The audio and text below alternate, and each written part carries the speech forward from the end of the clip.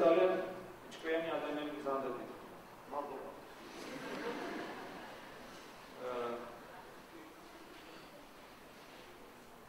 ასეთებს ჩვენს ეკლესიაში არ გასწორა. ხომ არ გქონიათ შემოთავაზება? აბაზინო თუ გამეცინოს. ხომ არ გქონიათ შემოთავაზება რაიმე უფრო მაღალ წოდებაზე? ასე რომ მოხდეთ რას იზამთ.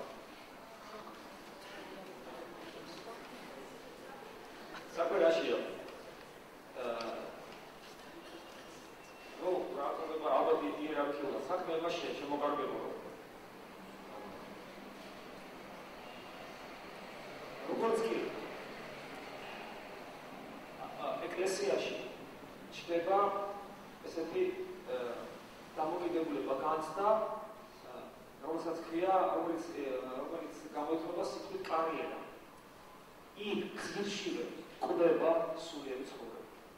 იმიტომ რომ საეკლესიო იერარქია თანამდებობა, ასეთის საერო გაგებით, რომ თანამდებობა როგორ არ არის, საფრთხო გაგებით, თანანადები ვალს ნიშნავდა, თანამდებობა მებალეს ნიშნავს, უფრო მაღალ თანამდებობაზე ხარ, უფრო დიდი ვალი გაქვს ისა და ეს წინაშე. მაგრამ ვიცი გაგებით, საეკლესიო წრეში იერარქია, თანამდებობა, ვიცი გაგებით, რა მითქვა.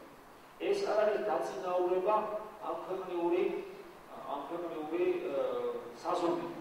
რაც უფრო მაღალ საფეხურზეა ადამიანის წოდებაში, მით უფრო მეტივ ერთი აქვს და მით უფრო აღარ აქვს მას პირადი ცხოვრება.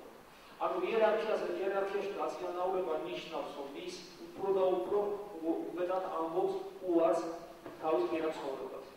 უფრო და უფრო მეტად უარყოფს საკუთარ თავს. ადვილია? ანუ როცა შენ ხავს ადამიანი, რომელიც სასწორობილია, დიაგნოზა უღელია, მაგალითად და მინდა რომ აუგედა უფრო მაღალ წოდებაზე წარადგინო. შენ ამბობ, აი ახლა ხო ეს იგლება და ეს ხო ესე ფრეშია და მას პირადი პრაქტიკულად აღარაფერი აღარ აქვს, რაც აქ ის უნდა წავარდოთ ამ ადამიანს და უფრო მაგრა გამორჩულოთ ვიყო. ამას ეუბნები. ანუ ეს არ არის თავზე ხელის გადასხმა, ეს არ არის აკადემიური გაგებით ბუქეში, ეს არ არის რაღაც ესე იგი სიკეთის სურვილი ადამიანური გაგებით. ეს არნიშნავს იმას, რომ შენ ახლა აი ამ ფრონტზე ხო იბრძოდი, რამაც მომწოხარ, ახლა უფრო მაგრა ფრონტზე უნდა გავიშალო ეს საუბარი. უფრო მაგრა დაიღალო, უფრო მალე დაბერდე და უფრო მაგრა აიტანჯო პიროვნებით. აი ეს არის ნიჭი, საფრთხე, რომელიც თავგანწირისაკენ გიბიძგებს, ეს არის და ეს.